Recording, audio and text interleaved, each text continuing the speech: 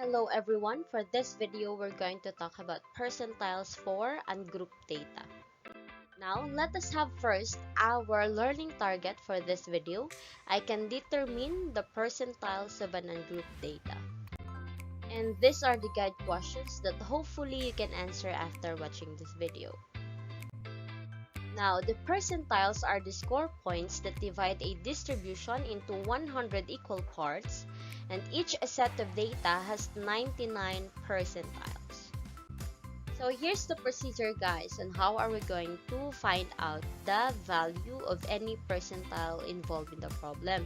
So for our first step, we need to always rank the data. So we are going to start at the lowest value up until the largest value, or vice versa. Now next, for our second step, determine the location of your P of C. Okay, so how are we going to locate the location or position of the value of our P of C? Now we are going to use simply this formula, N times C divided by 100. Take note, what is N? N refers to your sample size and C refers to your desired percentile. Now, the value of NC divided by 100 determines the location of PC, as what I mentioned a while ago. Now, we do have these two rules for us to follow in finding the location of our P of C. Now, if in case we do have this formula NC divided by 100, and if we got an answer which is an integer, then we are supposed to add 0.5 to locate where P of C lies. Like for example, we have NC divided by 100 is equal to 17. So since our P of C here, we got 17, we need to add 0.5. So this is according to our rule number 1. And therefore, we can say that this will be equal to 17.5. And with that, we can say that the value of our P of C lies between 17 and 18 terms. And on the other hand, if N times C over 100 is not an integer, therefore it is not a whole number, so let's say a decimal, so therefore we can follow the second rule.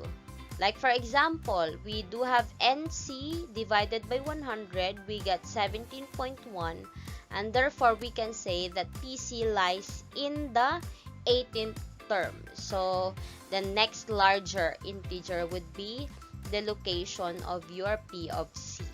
So that's our second rule. Okay, so for our last rule, find P of C by counting over the ranked data until the value of N times C over 100th term. Okay, so you'll just simply locate the data already, or the value based on the ranked data that you've arranged in your step 1.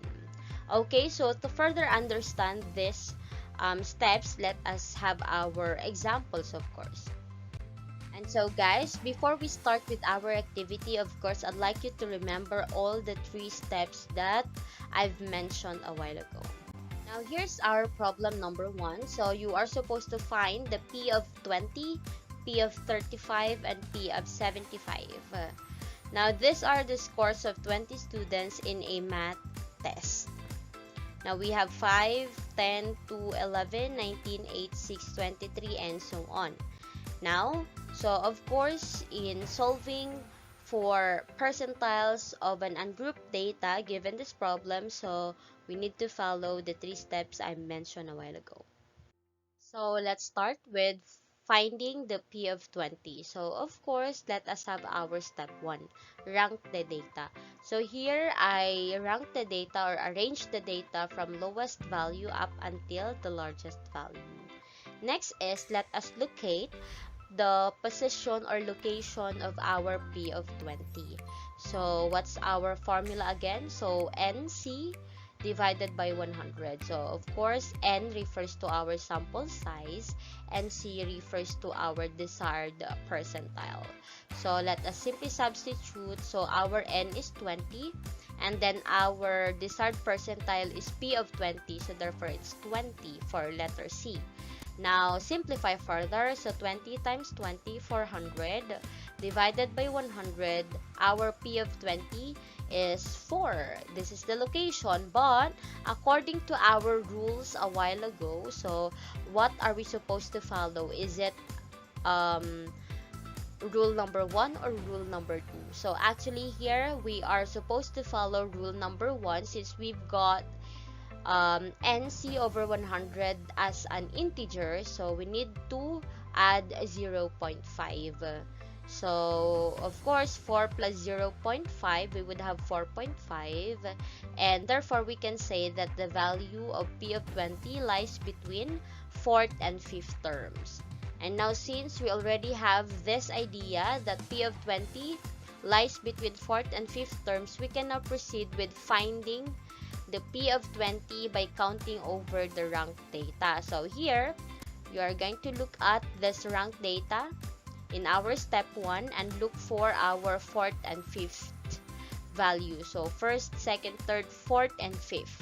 So as you can see, we do have 6 and 8. So we will just simply combine those, 6 plus 8, and divided by 2. So that means we will just simply get the mean.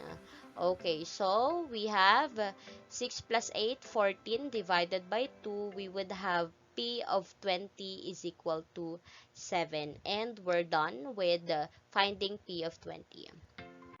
Next, let's find for P of 35 this time. So, same process. Let's start with the ranking the data or arranging the data from lowest to highest and finding the location of our P of 35. And of course, let's go back with our formula. NC divided by 100. And this time, our N is 20 and our C is 35. So, you need to be careful with this portion. So, you are supposed to substitute the value of your N and your C. So, this time, let's simplify. So, 20 times 35 is 700. Divided by 100, we would have 7. And since we got an integer again, so let's follow or apply the rule number 1. We are supposed to add 0.5, and with that, we can have 7.5. And therefore, we can conclude that P of 35 lies between 7th and 8th terms. Okay, and now let us look or find P of 35 by counting over the ranked data.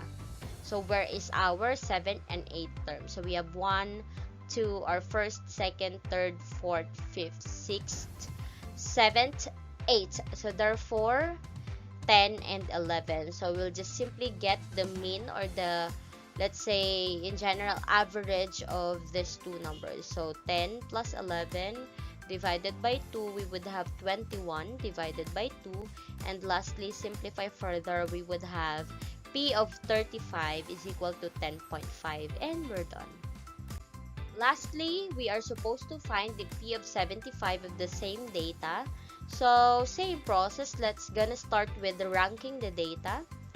And let's find out the location of our P of 75. So, basically, we will just go back with our formula NC divided by 100. And let's substitute N. The sample size is 20, and then the desired percentile is P of 75. So we have here 75, and of course simplify 20 times 75, it's 1,500 divided by 100, we would have 15.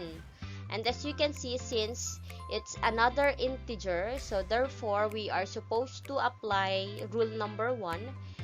Then we will add 0.5, and with that we will have 15.5. So we can say that P of 75 lies between 15th and 16th terms. Now, let us just simply find P of 75 by counting over the ranked data again. So let's look for 15th and 16th terms, and with that we have here 18 and 19. Okay, now let's just simply get the mean of these two values, 18 and 19. So it's 37 divided by 2. Lastly, we would have P of 75 is 18.5, and we're done. As easy as that. Now let's have one more practice exercise. So this time, I'd like you to pause the video for a while, and if you are done with your answer, you may now resume watching the video for checking of your final answer. So here's our problem number 2. So now you pause the video and resume watching if you're done. So our answer for this problem, so I've ranked already the data here from lowest value up to the highest value, and then let's find for our P of 5. So I know you got first and second value in our ranked data, so we just simply get the mean of this. So 6 plus 8 divided by 2, we would have 7. So P of 5 is equal to 7.